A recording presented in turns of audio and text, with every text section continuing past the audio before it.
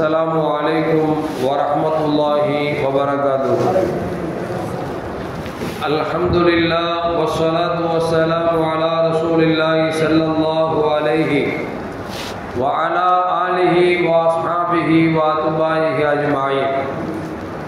சங்கைக்கும் பெருமதிப்பிற்கும் உரிய பெரியோர்களே, சகோதரர்களே, எல்லாம் வல்ல அல்லாஹு ஜல்ல ஜலாலுஹு நாம் செய்யக்கூடிய எல்லா நல்வணக்கங்களையும் முகஸ்துதியின்றி இஹ்லாஸான முறையில் அவனுக்காக செய்யப்பட்ட நல்வணக்கங்களில் நம் வணக்கங்களை அல்லாஹ் ஆக்கிக் கொள்வானாக.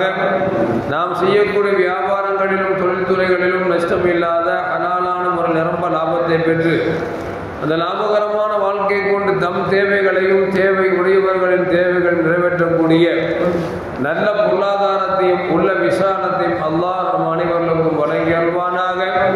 கஞ்சத்தனம் என்கிற தீய பண்பை விட்டு அல்லாஹ் நம்மை பாதுகாத்துக் கொள்வானாக. நம்மை இந்த உலகத்தில் வாழ வைக்கும் காலமெல்லாம் நோயுடைய இன்றுடன் ஆரோக்கியத்தோடு அல்லாஹ் நம்மை வாழ செய்வானாக. அந்த ஆரோக்கியமான வாழ்க்கை கொண்டு அல்லாஹ் ரசூலை நெருங்கக்கூடிய அனைத்து நல்ல மனங்களையும் புரியக்கூடிய நல்ல முத்தகீன்களின் கூட்டத்தில் நம்மை ஆக்கி அருள்வானாக.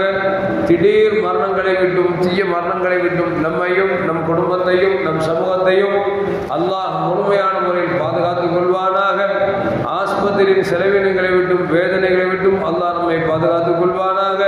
நம்மில் யாரெல்லாம் நோயால் பாதிக்கப்பட்டு வீடே கதி என்றும் ஆஸ்பத்திரியை கதி என்றும் அல்லல் பட்டும் சிரமப்பட்டு கொண்டிருக்கிறார்கள் மக்களுக்கு அல்லாஹ் நோயை போக்கி உடல் ஆரோக்கியத்தை அவர்களுக்கு வழங்குவதோடு அவர்களை கொண்டு அவர்கள் குடும்பத்திற்கும் சமூகத்திற்கும் நல்ல பலன்களை வழங்கி அருள்வானாக. நாம் இந்த உலகத்தில் வாழ்ந்து மறைகிற நேரத்தில் லா இலாஹ இல்லல்லாஹ் முஹம்மதுர் ரசூலுல்லாஹ் என்ற கலிமாவை ஒழிந்து ஜன்னத்துல் ஃபிர்தௌஸை கண்ணால் கண்டு மகிழ்ந்து சிரித்தவனமாக மரணிக்கக்கூடிய நல்பேர் பெற்ற மக்களில் அல்லாஹ் நம்மை ஆக்கிக் கொள்வானாக. மரணிக்கும் மரணிக்காத இறைநேசரின் கூட்டத்தில் நம்மை ஆக்கி அருள்வானாக. நாளை மறுமையில முத்து முஹம்மது ரசூலுல்லாஹி ஸல்லல்லாஹு அலைஹி வஸல்லம் அவர்களின் திருக்கரங்களால் ஹவ்லுல் கௌசர் என்கிற தடாகத்தின் நீர்வரை அன்னாரின் ஷஃபாத்தை பெற்று அன்னாரின் கரம் பிடித்து ஜன்னத்துல் ஃபிர்தௌஸ் என்ற உயர்ந்த சொர்க்கத்தில் அவர்கள் அருகாமையில் அமரக்கூடிய நல்வாக்கி பெற்ற மக்களில் அல்லாஹ் நம்மை ஆக்கிக் கொள்வானாக. எல்லாவற்றுக்கும் மேலாக இறை அன்பை பெற்று இறைவனை பார்த்து பரவசமடையக்கூடிய அவருடைய நிகாவையும் ரிதாவையும் பெற்ற மக்களில் அல்லாஹ் நம்மை ஆக்கிக் கொள்வானாக. அருமையான மூமின்களே, அல்லாஹு ஜல்ல ஜலாலுஹு குர்ஆனில கண்மணி முஹம்மது ரசூலுல்லாஹி ஸல்லல்லாஹு அலைஹி வஸல்லம் அவர்களை பற்றி சொல்லுகிற பொழுது இப்படி சொல்லுகிறார்: இன்னக லஅலா ஹுலுகின் அதீம், நீங்கள் மகத்தான நல்குணத்தின் மீதே நீங்கள் இருக்கிறீர்கள் என்பதை அல்லாஹு ஜல்ல ஜலாலுஹு பெருமானார் ஸல்லல்லாஹு அலைஹி வஸல்லம் இருக்கக்கூடிய நல்ல பண்பை பாராட்டி அல்லாஹ் பேசுகிறார். உண்மையில் அப்படித்தான் கண்மணி முஹம்மது ரசூலுல்லாஹி ஸல்லல்லாஹு அலைஹி வஸல்லம் அவர்களின் வாழ்க்கையை நாம் எடுத்து பார்த்தோம் என்று சொன்னால் அகிலத்தாருக்கே ஒரு அற்புதமான நற்குணத்தை சொன்னது மட்டுமல்ல, வாழ்ந்து காட்டினார் என்பது வரலாறு நமக்கு சொல்லி காட்டுகிறார். செய்தன அனஸ் ரலியல்லாஹு தஆலா அறிவிக்கிறார்கள், நபிகள் நாயகம் ஸல்லல்லாஹு அலைஹி வஸல்லம் அவர்களோடு நாங்கள் பள்ளிவாசலுக்கு வந்திருந்தோம். ஒரு மனிதர் வந்தார், பள்ளிவாசலில் வந்து சிறுநீர் கழித்து விட்டார். இதை நாங்கள் பார்த்து விட்டோம். பள்ளிவாசலில் வந்து ஒருத்த சிறுநீர் கழிக்கிறாங்க, சும்மா விட்டுருமா? அது எவ்வளோ பெரிய பிரச்சனையாகும். நாங்கள்லாம் இருந்துட்டு மஹ் மஹ் அப்படின்னு சொல்லி விரட்டணும், எப்பா எப்பா அப்படின்னு விரட்டணும். ஸல்லல்லாஹு அலைஹி வஸல்லம் கொஞ்சம் அமைதியாக இருங்க, அவர் தடுக்காதீங்க, விட்டுருங்க அப்படின்ட்டான். அவர் சிறுநீர் கழிச்சாரு. சஹாபாக்களுக்கு ரொம்ப கோபம் தாங்க முடியல, ஏதாவது பண்ணணுமே அப்படின்னு ரசூலுல்லாஹி ஸல்லல்லாஹு அலைஹி வஸல்லம் சஹாபாக்கள்கிட்ட சொன்னாங்க, என் அருமை தோழர்களே, கொஞ்சம் பொறுமையாக இருங்க, ஒரு பக்கெட் தண்ணி எடுத்துட்டு வாங்க அப்படின்னாங்க. தண்ணி எடுத்து கொண்டு வரப்பட்டது. பெருமானார் ஸல்லல்லாஹு அலைஹி வஸல்லம் சொன்னாங்க, இந்த எங்கே சிறுநீர் கழிச்சாரோ அங்கே தண்ணி ஊற்றுங்க அப்படின்னாங்க. சஹாபாக்கள் தண்ணி ஊற்றுனாங்க. ஸல்லல்லாஹு அலைஹி வஸல்லம் கேட்டாங்க, இப்போ சுத்தமாயிருச்சா அப்படின்னாங்க. அவன் சுத்தமாயிருச்சா அப்படின்னு ஸல்லல்லாஹு அலைஹி வஸல்லம் சொன்னாங்க, அந்த யார் சிறுநீர் கழித்தாரோ அவரை கூப்பிட்டு சொன்னாங்க, பள்ளிவாசலுங்கிறது அல்லாஹ்வை நினைவு கூறக்கூடிய இடம், சொல்லக்கூடிய இடம். இந்த இடத்துல ஒரு சிறுநீர் கழிக்க கூடாது என்று சொல்லி பெருமானார் ஸல்லல்லாஹு அலைஹி வஸல்லம் அவருக்கு பாடம் போட்டி அனுப்பினார்கள் என்பது வரலாறு நமக்கு சொல்லி காட்டுகிறது. ஒருவேளை நம்ம தொழுது முசல்லிகளை நம்ம பெரியவங்க யாராவது கண்ணை அறியாமலேயே சிறுநீர் கழிச்சுட்டான்னு வச்சுங்களேன், பள்ளிவாசலில் பல பேரும் பல விதமாக இருக்குமா இல்லையா? என்ன செய்வோம்? சில பேர் இவ்வளவு பெரிய மனுஷனாக இருக்க அறிவு இல்லையான்னு கேட்போம். ஒரு ஆள் என்ன செய்வார், வரும்போதே மூத்திரம் கொஞ்சம் சொல்லக்கூடாதா அப்படிம்போம். எதையாவது வார்த்தையை சொல்லி பேசிடுவோம். ஆனால் உண்மையில் அவருக்கு நிலை என்ன அப்படின்னா, பெரியவருக்கு நிலை தன்னை அறியாமல் வருது. யாருமே வேணுக்குன்னு செய்ய மாட்டாங்க. தன்னை அறியாமல் தான் சிறுநீர் கழித்து விட்டோம்னு தெரியாம நோயினால் வருது. நோயினால் வந்தாலே இந்த ஆத்திரப்படுறோம் அப்படின்னா, வெளியிருந்து வேகமாக வந்து பள்ளிவாசலில் வந்து சிறுநீர் கழிச்சா சும்மா விட்டுருவோமா? என்ன அடி அடிச்சிருப்போம், என்ன திட்டு இருப்போம், அவனை கட்டி போட்டு முடிச்சிருக்க மாட்டோமா? ஆனால் செல்லாது பாருங்க, ரொம்ப அமைதியா சொல்றாங்க, அமைதியா இருங்க, சிறுநீரை தடுக்காதீங்க, அவர் இருக்கட்டும். ஏன்னா நீங்க இருந்துட்டாரு, நீங்க தடுத்தீங்க அப்படின்னா அவர் உடம்புக்கு உபாதம் வந்துடும் அப்படின்னு சொல்லிட்டு அவங்க கோபப்படக்கூடிய சஹாபாக்களை ஆசுவாசப்படுத்தி விட்டு தண்ணீரை எடுத்து கொண்டு வந்து எந்த சஹாபாக்கள் கோபப்பட்டார்களோ அவர்களே ஊற்றி சுத்தம் செய்ய சொல்றாங்கன்னா, ஸல்லல்லாஹு இதை விட ஒரு உயர்ந்த பண்பை எந்த மனுஷன் எப்படி பார்க்க முடியும் யோசிச்சு பார்க்கணும். அது மட்டுமல்ல, அபூ ஹுரைரா ரலியல்லாஹு தஆலா சொல்றாங்க, நாங்கள் ரசூலுல்லாஹி ஸல்லல்லாஹு அலைஹி வஸல்லம் பள்ளிவாசல் தொழுதுட்டு பள்ளிவாசல் உட்கார்ந்து இருந்தோம்.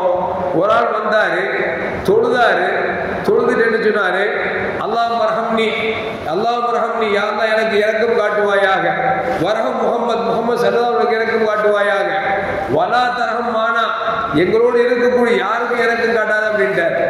அல்லாஹ்ட்ட கேட்கும் போது யா அல்லாஹ் எனக்கும் ரசூலுல்லாஹ்வுக்கும் இங்க இருக்கக்கூடிய எல்லா மக்களுக்கும் இரக்கம் காட்டுன்னு சொன்னா அது பெருந்தன்மையான விஷயம். அல்லாஹ்ட்ட துவா கேட்கிறாரு பள்ளிவாசல் வந்து, யா அல்லாஹ் எனக்கு இரக்கம் காட்டு, முஹம்மது ஸல்லல்லாஹு அலைஹி வஸல்லம் இரக்கம் காட்டு, இந்த மற்ற யாருக்குமே இரக்கம் காட்டாது அப்படின்னா யாருக்கு தான் கோபம் வராமல் இருக்கும்? கொஞ்சம் கோபம் தான், என்ன செய்யறது? அது மாதிரி துவா கேட்டு சும்மா இருந்தாரா? பள்ளிவாசல் ஓரத்துல போய் சிறுநீர் கழிச்சிட்டார். சஹாபாக்கள் ஆத்திரம் தாங்க முடியல. அல்லாஹ்ட்ட இரக்கம் காட்டுன்னு சொல்லும் போது நம்மளையெல்லாம் இரக்கம் காட்டாத சொல்லிட்டு கடையில் பள்ளிவாசல் ஓரத்துல போய் சிறுநீர் கழிக்கிறான்னு சொல்லி வேகப்படுறாங்க, ஆத்திரப்படுறாங்க. அப்பவும் ஸல்லல்லாஹு சொன்னாங்க, அமைதியா இருங்க, ஏன் அவசரப்படுறீங்க அப்படின்னு சொல்லிட்டு ஸல்லல்லாஹு எந்த இடத்துல ஒண்ணுக்கு இருந்தார் அவர் தண்ணி ஊத்திட்டு அவரை கூப்பிட்டு சொன்னாங்க, என் அருமை தோழரே, எனக்கு இரக்கம் காட்டுன்னு கேட்டீங்க, முஹம்மது ஸல்லல்லாஹு அலைஹி வஸல்லம் இரக்கம் காட்டுன்னு கேட்டீங்க, வலா தர்ஹம்மானா, எங்களோடு இருக்கக்கூடிய வேற யாரும் இரக்கம் காட்டாதுன்னு சொல்றீங்களே, அப்படி செய்யக்கூடாதுமா, எல்லாருக்கும் சேர்த்து கேட்கணும்னு சொல்லி ஸல்லல்லாஹு அலைஹி வஸல்லம் புத்தி சொன்னார்கள் என்று சொன்னால் ஸல்லல்லாஹு அலைஹி உயர்ந்த பண்பை நம்மால் விளங்க முடிகிறது. இன்னும் சொல்ல போனா அபூ உமாமா ரலியல்லாஹு தஆலா சொல்றாங்க, ரசூலுல்லாஹி ஸல்லல்லாஹு அலைஹி வஸல்லமோட நாங்க அமர்ந்திருந்தோம். நல்ல வாலிப முறுக்கு சொல்லுவோம், வாலிப வயசு பொம்பல அந்த மாதிரி ஒரு யங்மேன் வர்றார், வந்து கேட்கிறார், யார் சொல்லுதா எனக்கு விபச்சாரம் எனக்கு அனுமதி தாங்க அப்படிங்கிறார். எதுக்குங்க? பொம்பளைகிட்ட போகிறதுக்கு எனக்கு அனுமதி தாங்கிறாங்க.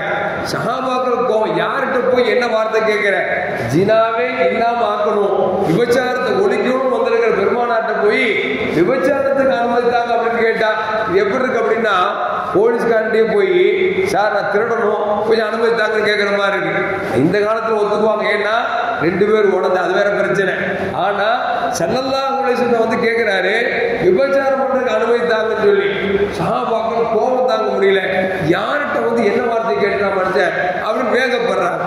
ஸல்லல்லாஹு அலைஹி வஸல்லம் அமைதியா இருக்குன்னு சொல்லிட்டு அந்த கேட்ட நண்பர்கிட்ட கொஞ்சம் கிட்ட வாங்கல அப்படிங்கிறாங்க. வந்தவர் தவறான சிந்தனை வந்திருக்கிறாரு, விபச்சாரம் வந்திருக்காரு, அனுமதி கேட்கிறாரு. அவர் ரசூல் அடிக்கிறாங்க, கொஞ்சம் கிட்ட வாங்கல அப்படிங்கிறாங்க.